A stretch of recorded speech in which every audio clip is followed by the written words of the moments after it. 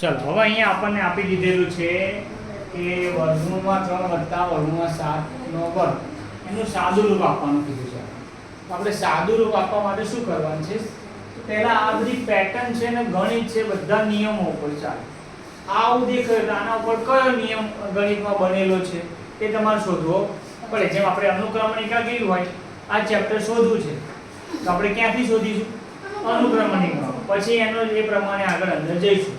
Same આમાં પરથી એટલે અહીંયા પાછળ વર્ગ ઉપર વર્ગ આવે છે તો આવી કોઈ સંખ્યાનો નિયમ છે તો કે હા છે x y એનો વર્ગ. આવો એક નિયમ. x એટલે શું? કોઈ સંખ્યા. અહીંયા x એટલે કઈ સંખ્યા બતાવી?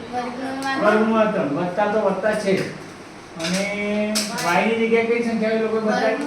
વર્ગમૂળ 7. સિમિલર આવ્યું. માથે વર્ગ અહીંયા છે, માથે વર્ગ. આ દાખલો જેવો મેં જોયો એટલે મને કયો નિયમ યાદ આવ્યો? આ નિયમ. હું તમારે જેટલો હતો ભણતો તો તોય આ જ નિયમ હતો. આજે પણ આ જ છે. આવનારા વર્ષો પછી પણ આ જ રહેવું. તો તમારે બધાએ પણ શું શીખવાનું રહ્યું? નિયમ. કે ભાઈ આવું દેખાય આ નિયમ આવો જોઈએ. એટલે આને આપણે કેવો નિયમ બોલીએ છીએ? એક વર્ગ છે એટલે એકા 4 એકા 4 આ નિયમ લગાવવાનો. ઠીક છે? તો એ નિયમ પ્રમાણે આપણે કરવાનું છે. તો જોઈ લઈએ.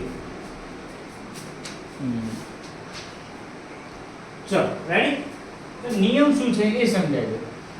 એકા 4 એટલે 4 કૌંસ કરવાના. અત્યારે એક કૌંસ છે એના કેટલા કૌંસ કરવાના? 4. પહેલા કૌંસનો વર્ગ વત્તા 2 કૌંસ વત્તા છેલ્લા કૌંસનો વર્ગ.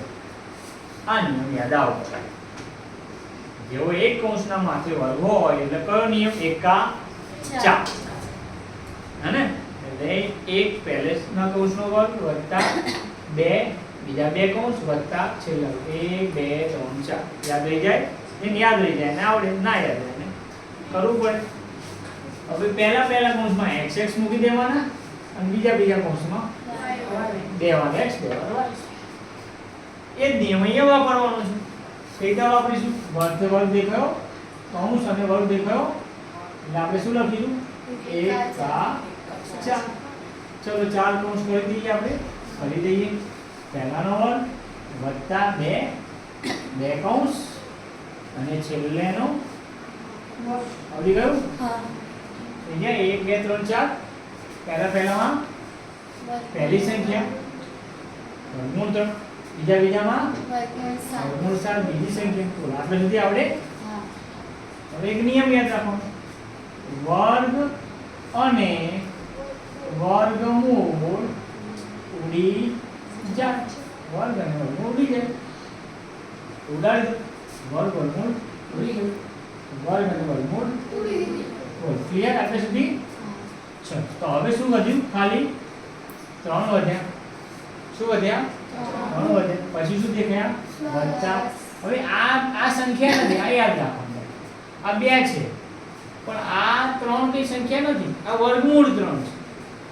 તો સંખ્યા જોડે સંખ્યાનો ગુણાકાર કરો. એમ વર્ગમૂળ જોડે વર્ગમૂળનો ગુણાકાર કરો. એટલે 2 બાર પડી રહેવા દેવા પડે અને કૌંસમાં 3 ગુણ્યા 7. 7 તરી 21. ભેગા કરવાના. 3 2 તરી 6 6 7 42 એવું કરવાનું. વર્ગમૂળ સંખ્યા અલગ કહેવાય અને સંખ્યાઓ બધી અલગ કહેવાય. આટલે સુધી એટલે 2 ના 2 પડી રહેવા દીધા અને 7 તરી 21. તમે વર્ગ કૌંસ રાખો કે ના રાખો અહીંયા ચાલે. ઠીક છે? રાખ્યો હોય તો ખોટું ના પડે. ડન? પ્લસ ના પ્લસ 7 નું વર્ગમૂળ કેટલા વધ્યા? 7. હવે જો આ અને આ સંખ્યા છે પણ આ સંખ્યા કહેવાય એટલે આનો સરવાળો થઈ શકે. આનો અડવાનો 3 વત્તા 7 10 વત્તા 2 વર્ગમાં 21.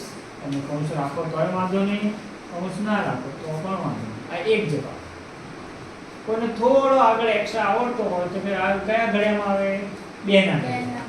તો 2 બાર રાખ્યા 2 પંચા 10 વત્તા 2 એકા 2. બાકી નહીં કૌંસને બહાર મૂકી શકાય. હજુ આવું ના ફાવે તો આવું ફાવે તો આવું પણ કરી શકાય. 10 કયા ઘડિયામાં આવે? એટલે 5 દુ 10 વત્તા ના વત્તા 2 ગુણ્યા વર્ગમૂળમાં 21. ઠીક છે. અહીંયા કોણ સામાન્ય દેખાયું? 2 સામાન્ય કાઢ્યું. કોણ વધ્યું?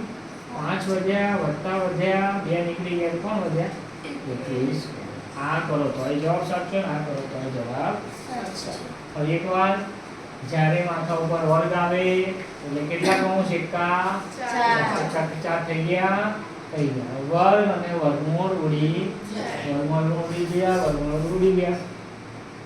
3 મૂક્યા વત્તા મૂક્યા 2 મૂક્યા 7 કરી 21 મૂક્યા વત્તા કર્યા 7 3 વત્તા 7 કરી 7 ને 3 10 કરી દીધા. આ તો એનું અહીંયા મૂકો તોય તમારો જવાબ ટીચર માર્ક્સ આપી દેશે. કોઈ થોડી એક્સ્ટ્રા બુદ્ધિ ચાલે તો 10 ની જગ્યાએ 5 દુ 10 2 અને 21. હવે અહીંયા કોણ બે બંને સરખા દેખાયા? 2 એકવાર મૂકી દેવાના, બાકીનું જે સરખું નથી એને કૌંસમાં મૂકી દેવાનું.